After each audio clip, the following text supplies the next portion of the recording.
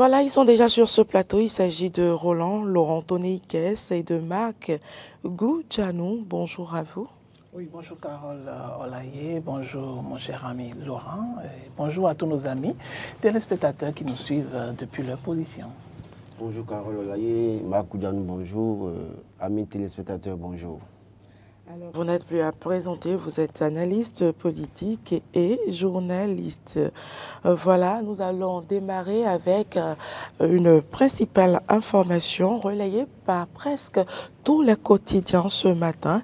Il s'agit de la lutte contre la fraude et le blanchiment d'argent des milliers d'euros saisis par les éléments du colonel Marcelin Laourou au niveau de sa main craquée. C'est l'emblème du jour qui donne cette information à l'instar de plusieurs autres quotidiens. Roland Toneiques. Oui, déjà, il faut, comme les journaux le font déjà, il faut quand même féliciter le colonel Marcelin Laourou qui, en tout cas, au-delà de tout, malgré tout, s'est toujours montré au-dessus de la mêlée et au service de la nation. On connaît un peu le parcours de l'homme et donc, oui, pour le travail bien fait, en tout cas, il faut quand même le féliciter. Aujourd'hui, le blanchiment de capitaux aujourd'hui est une réalité dans tous les pays, malheureusement.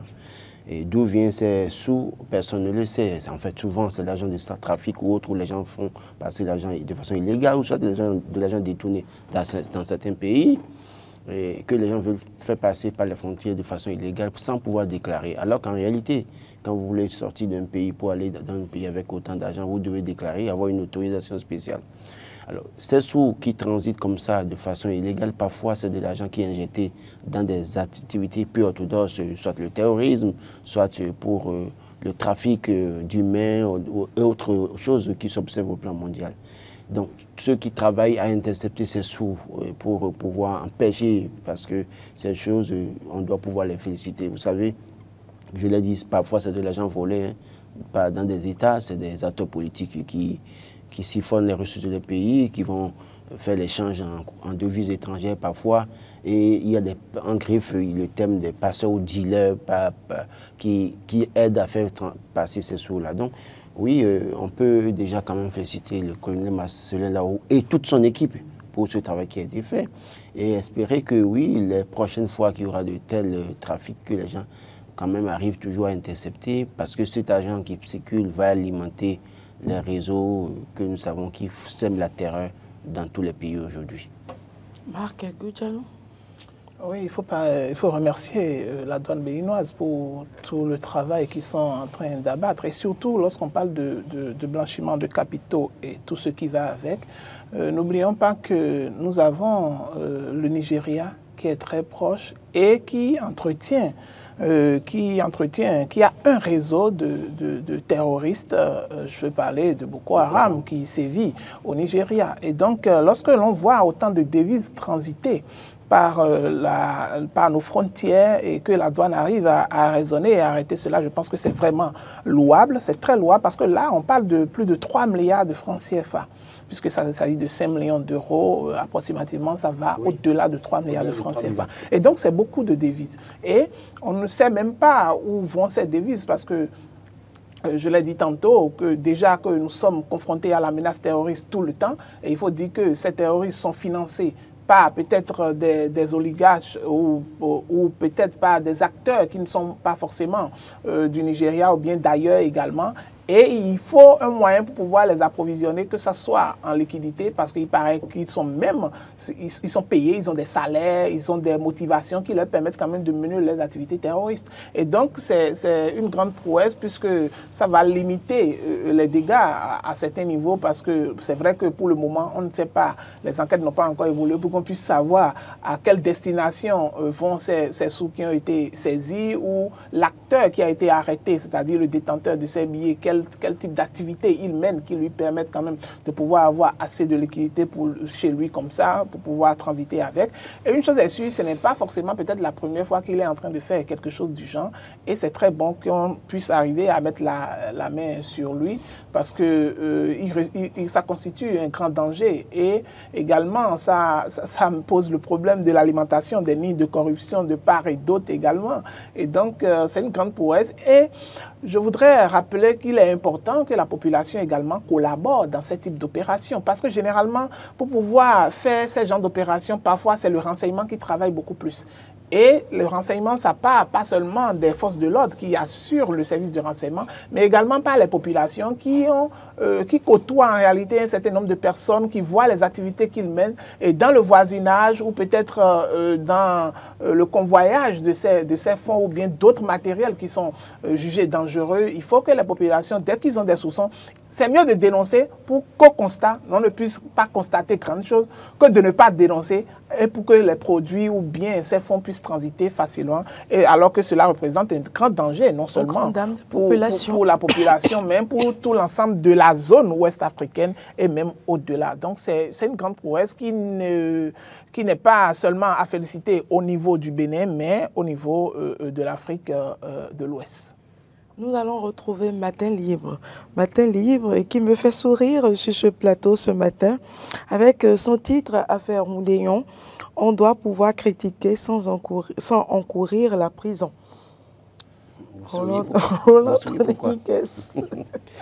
Non, le Bénin semble être risqué de plus en plus. Quand vous critiquez... Donc, attention à votre analyse sur ce plateau pour ne pas encourir la prison. En fait, c'est ça qui me fait sourire. Oui, j'ai compris, c'est pourquoi je disais que le Bénin semble être de plus en plus risqué. Ceux qui ont critiqué vertement hier, aujourd'hui, n'aiment pas du tout qu'on les critique. C'est une maladie. Moi, j'estime que c'est une maladie. Parce que quand vous avez passé votre temps à critiquer, dénoncer, traiter les autres de tous les noms, vous les êtes là maintenant, vous n'aimez pas du tout qu'on vous critique. C'est la critique qui vous rend en fait compétent en fait. La critique vous permet de vous parfaire et de mieux faire les choses. Quand vous n'aimez pas la critique, c'est que vous n'aimez pas qu'on vous aide à évoluer. Il n'y a pas de raison de penser qu'on est les seuls intelligents et que c'est seul qu'on peut faire tout et qu'on peut changer les choses et qu'on a la science infuse. Non. Les gens doivent comprendre que la critique, quand même, ça vous aide quand même. Moi, quand les gens critiquent, mais par plusieurs fois, des gens m'ont appelé pour dire, Laurent, tu as dit tant, je ne suis pas d'accord, pour m'aider à me corriger. Mais si les gens... Il faut qu'elle soit constructive. Oui, on a dit une opposition constructive. On ne va pas faire le travail de l'opposition constructive. Donc, permettez que nous...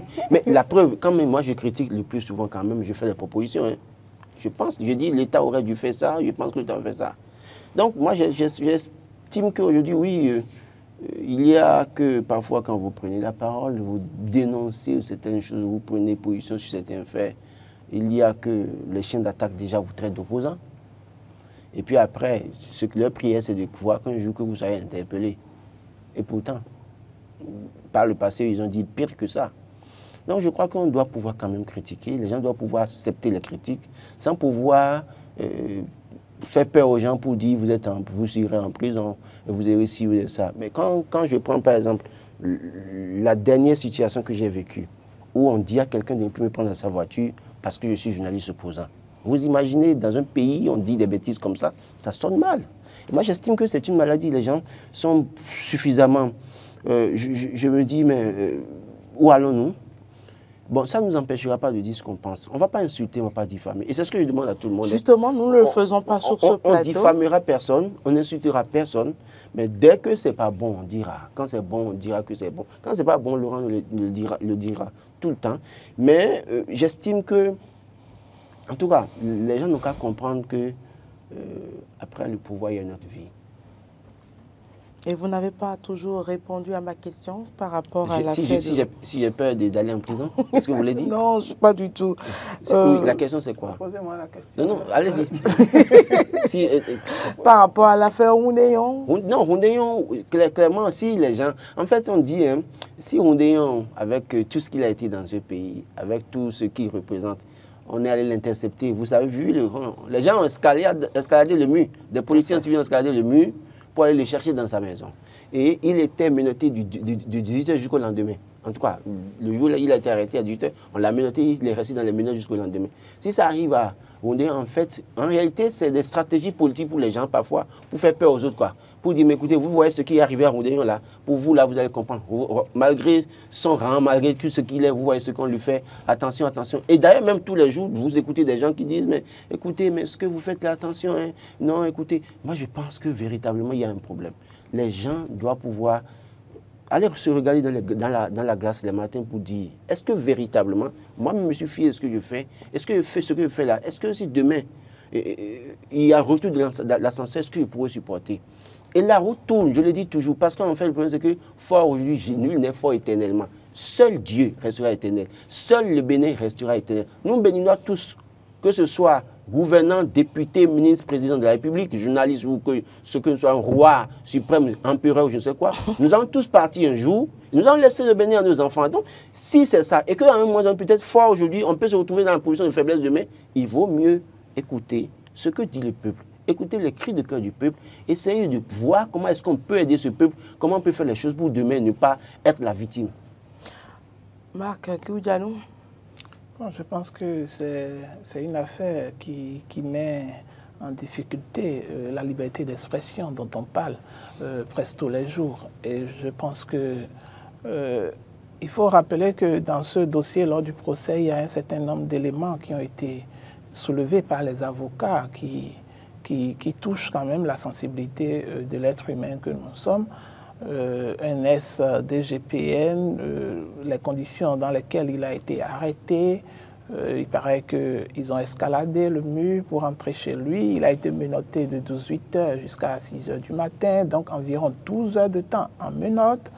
Et donc, il y a un certain nombre d'éléments qui ne respectent pas en réalité les normes dans la procédure d'arrestation et dans le fait que l'on puisse garder quelqu'un à vue dans un certain nombre de conditions du moment où la personne n'a pas manifesté une volonté de pouvoir s'enfuir ou une volonté de pouvoir riposter, d'agresser les forces de l'ordre. Je pense qu'il y a un certain nombre de choses qui n'allaient pas dans cette procédure. Et l'autre chose qu'il est important de pouvoir rappeler, c'est que les avocats ont émis l'idée d'exception de nullité de l'affaire, en voulant demander qu'on puisse libérer le détenu en question. Et donc, le problème de liberté d'expression se pose dépendant, parce que pour tout ce qui a été évoqué, c'est qu'il s'agira de quelle personne qui parle et il parle de quel type de dossier. Et donc, dépendant de la sensibilité du dossier, même s'il devait être arrêté, je pense que normalement, il faudrait que nos forces de l'ordre respectent les procédures d'arrestation, les procédures, même si, du moment où l'intéressé n'a même pas essayé, je l'ai dit tantôt, de s'enfuir ou d'essayer d'agresser ou de faire une résistance, on pouvait l'arrêter simplement comme un citoyen lambda, on l'interpelle, on le met, même sans menottes, je pense qu'il n'allait même pas du tout résister. Et donc, la roue tourne, dit-on, la roue tourne. Il y a certains acteurs de la classe politique d'hier, aujourd'hui, qui sont dans des situations très délicates avec la justice. Il y en a qui ont quitté le pays compte tenu d'un certain nombre de conditions. Et rien ne prouve également que ceux aujourd'hui qui ont cette force de pouvoir agir à un certain niveau puissent se retrouver demain dans la même situation. Et donc, du coup, il faut avoir un peu de réserve par rapport à certains agissements, par rapport en tout cas, à ce qui concerne réellement les droits humains dans certaines affaires, parce que, vous savez, Dieu, il observe, et quand il veut agir, il agit très silencieusement, sans faire de tapage, et les uns et les autres pourront être confrontés à la même réalité. Qui sait? Peut-être dans 5 ans, peut-être dans 10 ans, tout est possible. Le problème, c'est simple. Dans la vie, vous semez, vous récoltez toujours un jour. Soit vous récoltez, soit vos enfants viendront récolter. Et j'estime que, oui, il faut quand même que les gens... J'ai toujours dit aux gens, quand on vous envoie, sachez vous envoyer. Quand on vous envoie, sachez vous envoyer. Des policiers ont matraqué Ousmane Sonko. On fait de Ousmane Sonko, il voulait aller à la mosquée, on l'a empêché d'aller à la mosquée. Il voulait emmener son enfant à l'école, on l'a empêché d'amener son enfant à l'école. On l'a contraint de rester à la maison. Les mêmes policiers, les forces de l'ordre sont encore là, il est président de la République. Il peut faire de tout ce qu'il veut aujourd'hui. Cela suppose que quoi? Tout ce que vous posez comme acte aujourd'hui, vous estimez que vous êtes là, vous pouvez être éternel. Mais seul Dieu a le dernier souffle. Dieu peut se lever demain pour dire, bon, écoutez, toi, bon, je mets fin à ton parcours terrestre. Alors, quand vous ne serez pas là, est-ce que vous avez la possibilité peut-être de défendre vos enfants, de protéger vos enfants? Dieu a le dernier mot. J'estime que, je continue de le dire, je demande pardon aux gens. Quand on vous envoie, sachez vous envoyer. Parce qu'après tout, ceux qui vous envoient disent, ce n'est pas nous. Hein. Et d'ailleurs, il n'y a pas de preuve pour justifier que c'est eux qui vous ont demandé de faire ça. Parce que parfois, c'est peut-être une instruction verbale qu'on vous donne. Vous allez agir. Et puis après, on dit, mais vous voulez dire, mais ok, qui vous a dit de faire ça? C'est elle. Mais où est la preuve que c'est lui? Est-ce que vous avez reçu ordre écrit et autres? Et donc, vous êtes seul à répondre. Seul à répondre devant l'histoire. J'estime que si on vous envoie, sachez vous envoyer. Nous allons rester avec le quotidien Matin Libre qui parle de l'audit du fichier électoral. Audit du fichier électoral. L'opposition obtient le oui de la société civile. Marc Goudian. Oui, je pense que cela n'est pas étonnant du moment où je pense qu'en amont, il y avait déjà eu une rencontre avec le cadre de concertation avec les membres de la société civile, et également beaucoup d'autres acteurs. Il y a même Jean-Baptiste Elias, qui est un acteur également clé de la société civile, qui est sorti également et qui a eu à défendre l'utilité ou l'importance de pouvoir quand même faire auditer cette liste, même si aujourd'hui il y a cette question de terminologie qu'utilisent la plupart de ces partis de la mouvance présidentielle ou de tous les soutiens de la mouvance présidentielle qui estiment qu'il ne s'agira pas de telle liste ou de telle liste, mais le problème majeur demeure. Et hier, je le rappelais sur l'un des forums que je partageais avec des acteurs politiques, où je disais que c'est important de pouvoir auditer, quel qu'en soit le nom que vous voulez donner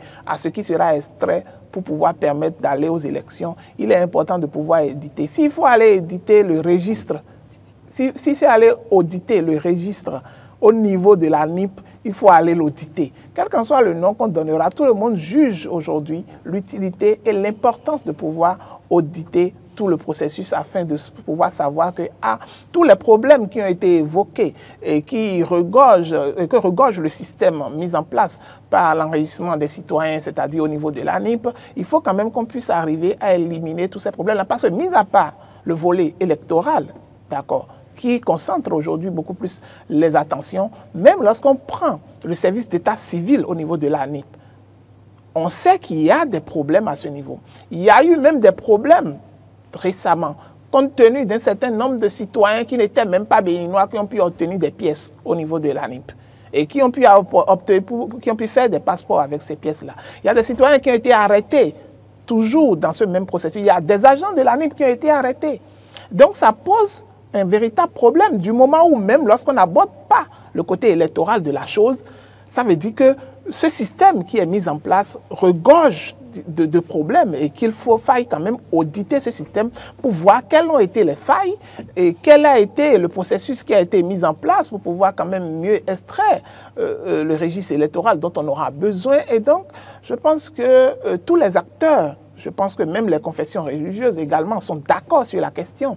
Et donc, il faut quand même qu'on puisse discuter pour voir par quel mécanisme tout ceci doit être nettoyé pour que tous les citoyens qui sont concernés par les élections puissent se sentir quand même libres de pouvoir aller voter en sachant qu'ils vont voter avec un fichier qui est transparent, qui a été audité à un moment donné et en quel ils ont pu avoir confiance pour pouvoir aller voter. Mais quand le doute s'impose, quand les citoyens ne doutent un peu de ce qui sera mis en place, ça ne les motive pas à aller voter. Nous avons vu les taux d'abstention qu'il y a eu lors des dernières élections. Alors, il faut pouvoir corriger un certain nombre de choses afin de pouvoir motiver les populations à aller voter librement.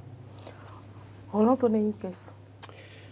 Ouais, ceux qui ne veulent pas qu'on audite la liste électorale savent pourquoi ils ne veulent pas. Maintenant, ils savent très bien qu'après, ils n'auront pas assez de temps. C'est pas qu'ils ne veulent pas, ils ont toujours dit qu'il faille respecter les tests. C'est ce que je vous dis, c'est-à-dire ceux qui veulent pensent qu'on ne peut pas le faire maintenant. C'est pourquoi ils ne veulent pas qu'on le fasse maintenant. Et le temps, délai dont il parle, les 6 mois, est-ce que ça vraiment suffira à faire le travail nécessaire qu'il faut faire au niveau de cette liste? Wait and see. Moi, je crois qu'on a assez parlé de ce sujet. On attend de voir à quelle sauce ces acteurs veulent nous manger. Et puis après, on verra bien. Nous allons donc poursuivre avec Palmarès qui parle de la protection des droits humains. Amnesty International plaide toujours pour la révision du code du numérique et non du code électoral. Oui, c'est un problème. Hein.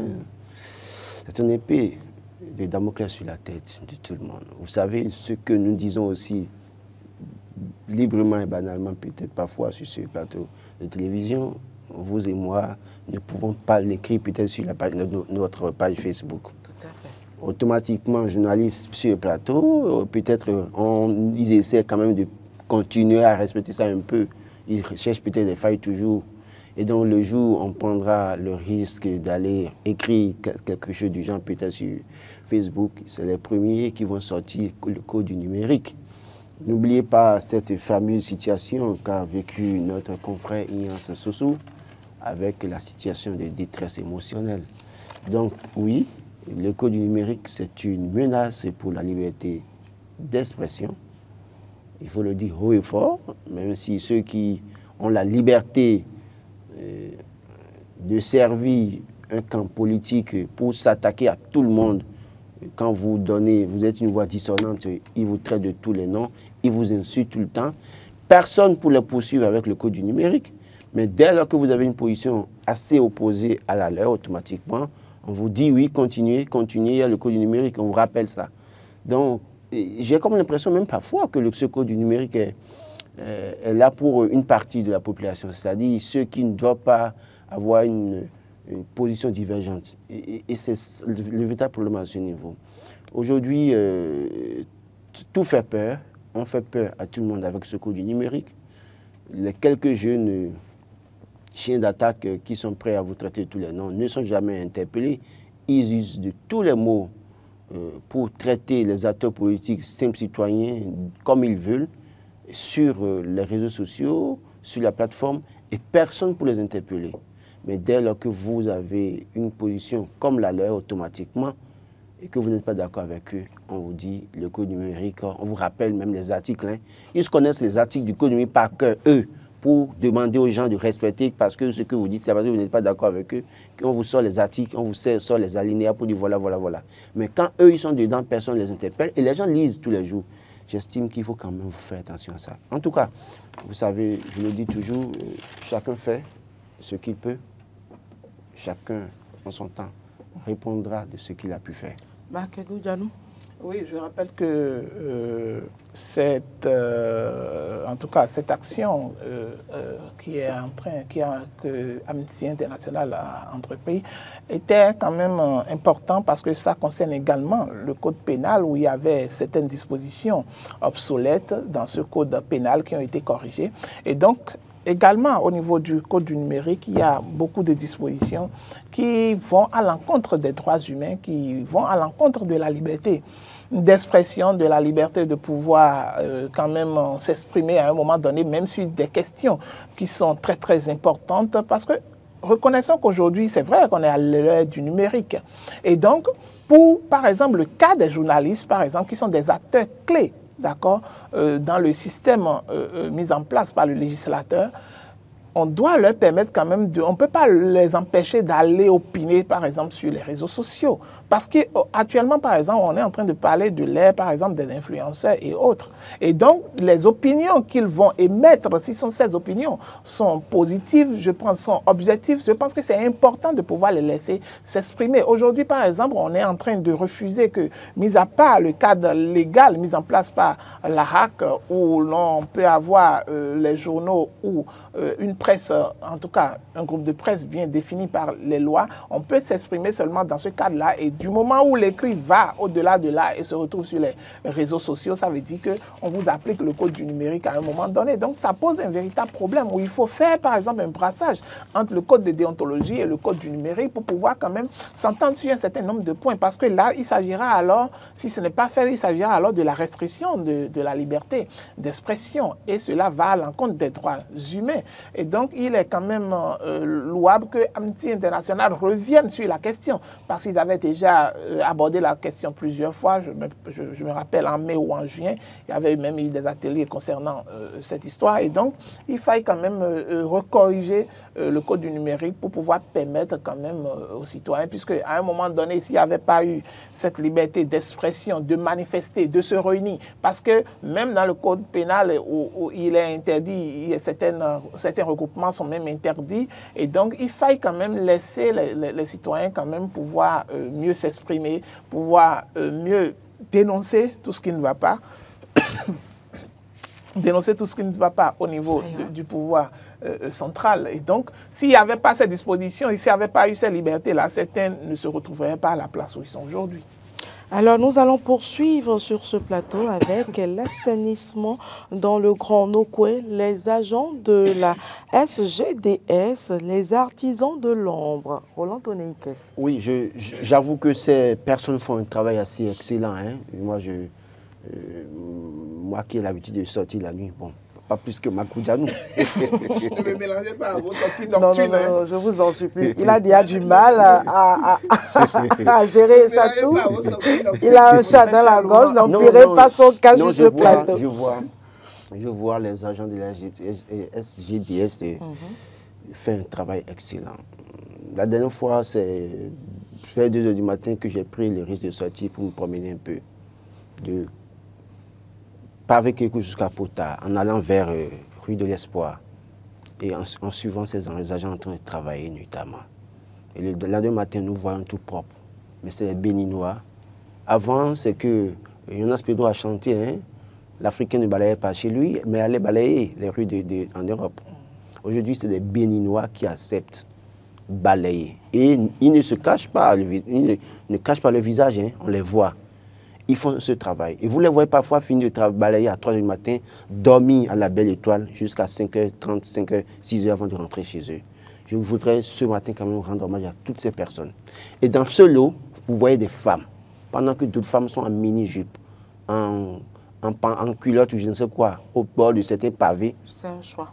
Oui, pardon. Pendant que certaines font ça, il y a d'autres qui portent le blouson là, qui vont balayer. Parce qu'elles estiment que ça les rend dignes. J'ai vu, je ne sais pas, j'avais publié des photos de 2 dames. Et ce mot n'a pas de prix, la dignité. Voilà, j'ai parlé des photos de 2 dames par le passé, quand la voie pavée Gouton Kekou était en chantier, 2 dames qui quittaient à Tadje pour curer les carnivores. J'ai vu ça. Et ça, c'est, je crois que toutes les femmes qui font ce travail, qui, au lieu d'aller tendre la main et d'être assez dépendantes des hommes ou bien aller livrer leur entrejambe au prix du sacrifice de leur vie, je voudrais rendre hommage à toutes ces femmes qui font ce travail. Rendre hommage aussi à ces hommes-là. Parce que pendant que nous autres, peut-être, là, nous avons la chance de dormir à côté de nos épouses, eux, ils sont sous la rosée, dans la fraîcheur, surtout ce mois-ci de décembre maintenant. Il fait frais quand même. Hein.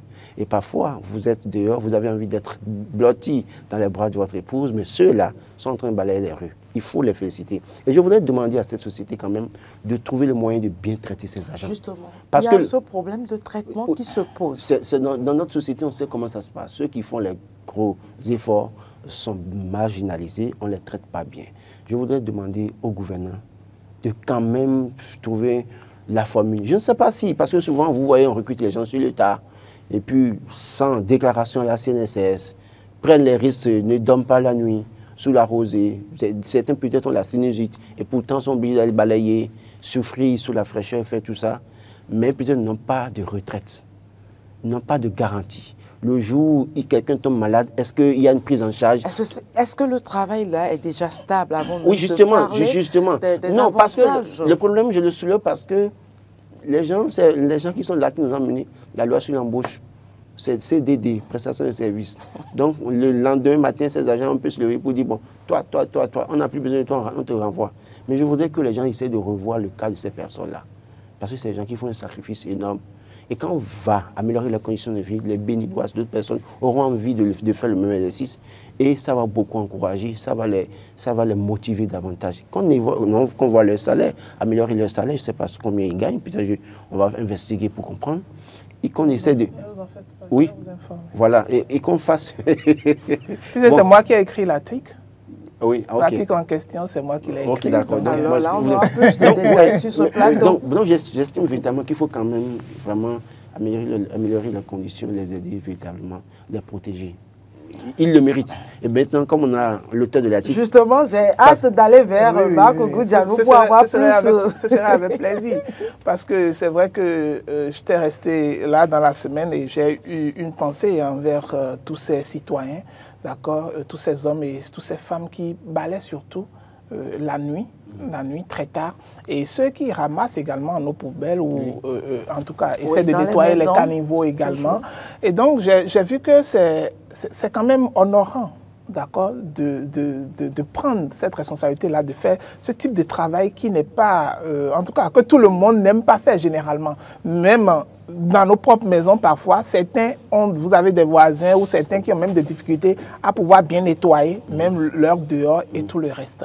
Et donc, j'ai pu quand même demander à avoir l'avis de quelques-uns pour voir dans quelles conditions vous exercez. Il faut rappeler qu'en réalité, la SGDS a des partenariats avec des PME. Oui. Et donc, ce sont ces PME en réalité qui mettent à disposition ces agents au niveau de la structure. Et donc, c'est vrai, reconnaissons-le, pour les témoignages que j'ai eus, c'est que ces agents sont déclarés à la CNSS.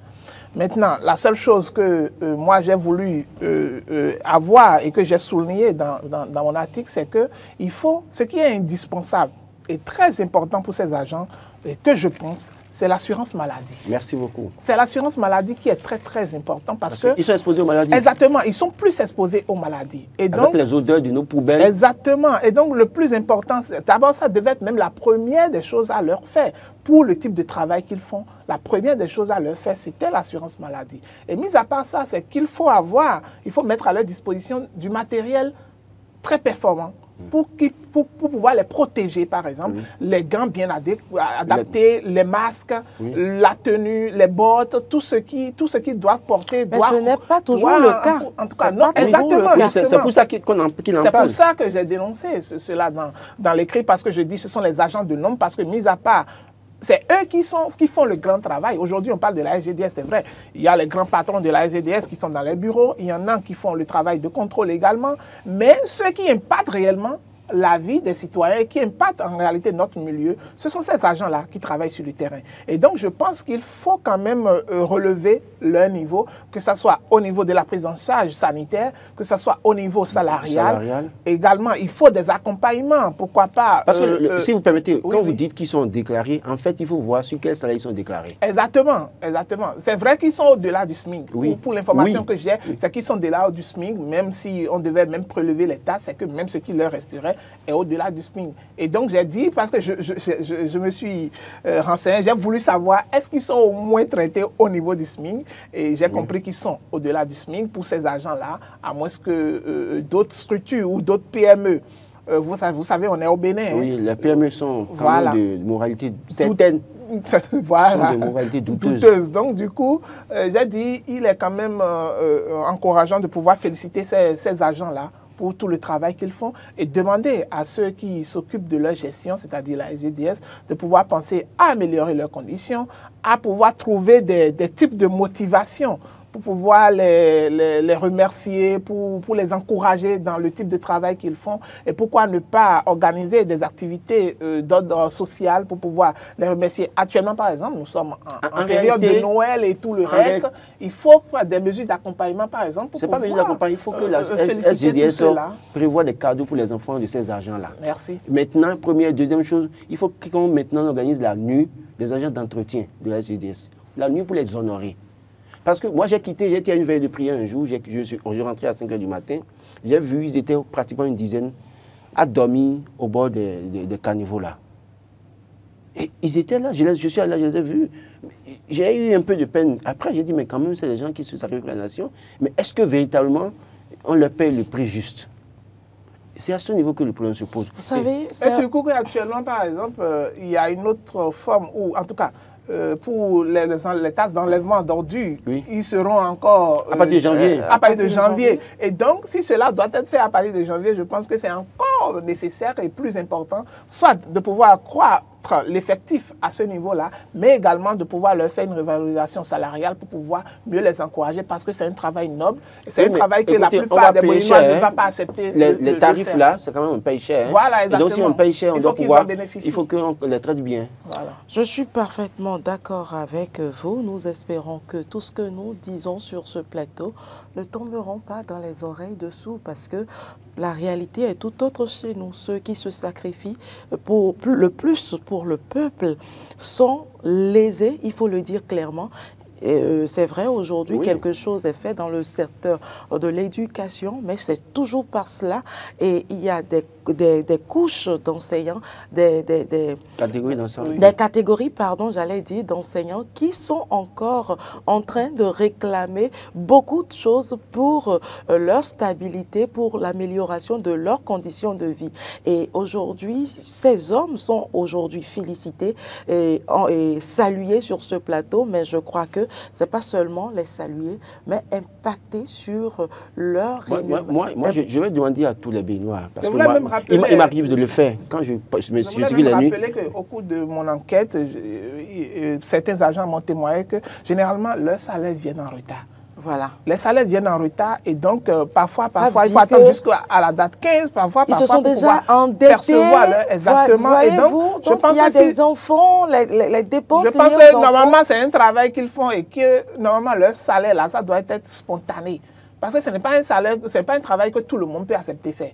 Et donc du coup, on doit quand même les encourager, les valoriser. En réalité, même ce qu'ils perçoivent, c'est leur dû. C'est-à-dire, c'est le retour du déjà travail même les payer au juste titre de ce qu'ils font. Exactement. À la hauteur de ce qu'ils font, c'est déjà ça. Parce que même au-delà de SMIC dont vous parlez, quand ça dépasse 50 000 ou bien 55 000 aujourd'hui, on dira qu'ils sont au-delà de SMIC. Oui, en fait, mais pour le monsieur qui a 2, 3, 4 enfants et une épouse et qui prend peut-être, qui est payé peut-être à 60 000, laissez-moi aller jusqu'au terme de mes idées, qui est payé à 60, 70 000 ou au plus 80 000, avec la cherté de la vie que nous constatons aujourd'hui, qu'est-ce que ça peut lui faire, en toute sincérité? Oui, c'est vrai et voilà le travail qu'il a. Justement. Carole fait le rapport entre la cherté de la vie et le salaire. En fait, on va pas, parce que en fait, quand vous commencez ça, les gens vous ont déjà dit qu'il faut limiter parentalité responsable. Donc, vous ont pas dit de faire beaucoup d'enfants. Non, même hormis le fait de faire d'enfants, je pense que la vie est... Aujourd'hui, faire 4 enfants, normalement, c'est pas faire beaucoup d'enfants. C'est pas comme si tu fais 8, 10 enfants. Je veux reconnaître que... C'est quand même la norme. Je veux aller même sans enfants, mais sans enfants, aujourd'hui, qu'est-ce que 80 ou 60 000 peuvent faire à un individu qui doit payer le loyer, qui doit payer l'électricité, l'eau, et qui doit payer son déplacement, se nourrir, se vêtir, mais quand même. Oui, moi je plaide pour l'augmentation des salaires. Je ne veux pas amener débat d'enfants dessus, parce qu'ils vont dire qu'ils n'ont pas demandé à quelqu'un de faire beaucoup d'enfants. On connaît le discours là. Même sans faire bon d'accord, mais même sans le fait d'enfants, c'est-à-dire améliorer les salaires. Ne varie pas parce qu'il y a toujours les mêmes charges. Faisons le débat de l'amélioration des salaires et laissons à faire d'enfants, parce qu'ils vous diront qu'ils ne vont pas demander de faire 4 enfants, 5 enfants. Mais je dis oui, aujourd'hui, parce que pardon. Bon, la plupart n'ont pas beaucoup d'enfants. Et Marc a dit tout à l'heure que oui, quand il a sondé et qu'ils sont au-delà du SMIC. Quand vous avez... Au-delà de le SMIC, c'est combien? C'est 50 000 aujourd'hui. Bon, maintenant... S'ils sont payés à 60 000, quel impact cela a sur... Voilà. Et n'oubliez pas les charges. Voilà. Les charges quand vous avez 1000 francs plus que le SMIC, on peut dire que vous êtes au-delà du SMIC. C'est pour ça que je ne peux pas donner avec précision en réalité les chiffres que j'ai. Je ne pourrais pas donner avec précision les chiffres que j'ai, mais c'est que ça ne va pas trop au-delà du SMIC. Donc c'est jumeau du SMIC, quoi. C'est le jumeau du SMIC, quoi. Ce qui est sûr, je crois que les gouvernants nous suivent. Et ils doivent faire l'effort quand même de mieux reconsidérer la situation de ces personnes, mieux les traiter, augmentation de salaire, déclaration à Voilà. mais assurance maladie surtout. Parce que les gens sont exposés à nos déchets. Il y en a qui inhalent les poussières tous les jours sont sous la rosée. Des odeurs nauséabondes, ramassent. Nos poubelles mal entretenues. Mais regardez le travail qu'ils font déjà à Dantokpa. Regardez dans les caniveaux de Dantokpa. Mais quand même, il faut être vraiment fort dans la tête. Et l'équipement aussi, c'est important. Parce que pour ça, je vous jure, sans masque, sans bottes. À cause des odeurs, des gens trouvent la formule d'aller peut-être se doper pour supporter les odeurs. Et parfois, ça devient l'addiction pour eux. Roland, que ces gars soient, Roland, ne peut pas faire le travail. Je vous dis sincèrement que ces gars soient payés à 200 000 francs le mois. Je vous jure que ce n'est pas trop leur donner. Pour la qualité du travail. C'est vrai qu'ils n'ont pas de diplôme. C'est vrai. Non, sérieux, on va dire qu'ils n'ont pas de diplôme et qu'on ne peut pas sur quelle base. Mais en réalité, c'est un travail très difficile, très pénible à faire. Et il n'y a pas de prix pour ce travail-là. Regardez, on en a parlé sur ce plateau. Il y a eu des images de Dantokpa. Et il y a des zones plus insalubres encore dans lesquelles ils interviennent. Sincèrement parlant. Vous les voyez avec roue en main, en plein soleil, saclés devant les maisons des gens. Sous le soleil, sous la pluie, ils sont dedans, en train d'aller. Ils sont sur les ordures. Ils s'asseyent sur des ordures. Sincèrement, c'est des images qui me touchent. De toute façon, on va quand même dire que ces personnes maintenant, comment trouver la meilleure réponse à notre artiste paix à son âme Yonas Pedro. L'Africain ne laisse plus sa maison sale pour aller balayer les rues en Europe. Nous balayons chez nous. Et aussi, il faut reconnaître qu'en Europe, c'est parce que c'est très bien payé. C'est très bien payé, justement. Les fameux qu'ils choisissent d'aller balayer les rues ou de laver les plats là-bas. C'est bien rémunéré. Et quand ils reviennent ici... Les fameux techniciens de surface et les plongeurs. Voilà. Donc, quand ils reviennent, c'est des gars que nous adulons tous. On se dit qu'ils sont riches, ils ont les moyens. Mais c'est en balayant peut-être les rues de notre pays. Mais pourquoi ne pas faire la même chose ici au pays pour que ceux-là vivent mieux, vraiment? On attend de voir la suite. Il faut bien les payer. Bon, c'est sur ce dernier sujet que nous allons mettre un terme à cette deuxième rubrique de cette émission. On a vu votre instinct maternel, c'est très bien. Merci, Mac. Bon, vous serez bientôt directrice générale de la SGDS. Dites amen. Je dis amen, mais je ne demande pas autant. Je préfère autre chose. Allons-y.